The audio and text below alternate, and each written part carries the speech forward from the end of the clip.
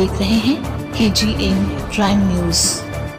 बेळगाव जिल्ह्यातील निप्पाणी शहरामध्ये मोकाट जनावरे आणि पिसाळलेल्या कुत्र्यांचा धुमाकूळ, यामुळे नागरिकांमध्ये भीतीचे वातावरण निर्माण झाले आहे। मागील वर्षी लहान मुलांचे या कुत्र्यांनी लचके तोडले होते आणि सध्या 2 दिवसापूर्वी एक महिला व मुलाचा अशा 3 जणांचा चावा घेतला आहे। तरी सुद्धा नगरपालिका मात्र निष्क्रिय होऊन फक्त तमाशा बघत आहे। कित्येक वेळा नागरिकांनी निवेदन देऊन सुद्धा आणि अनेक प्रसारमाध्यमांनी बातमी करून सुद्धा नगरपालिकेला जाग केव्हा येणार असा प्रश्न नागरिकांमध्ये निर्माण झाला आहे।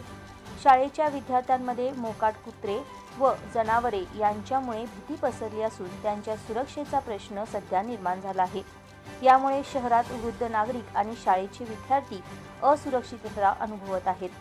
काही बरे वाईट झाले तर याला जबाबदार कोण? नगरपालिका प्रशासन याला जबाबदार राहणार आहे काय, असा सवाल नागरिक करीत आहेत। नगरपालिका मात्र कुंभकर्णासारखी झोपते काय, असा सवाल नागरिक आमच्या चॅनलच्या माध्यमातून करत आहेत।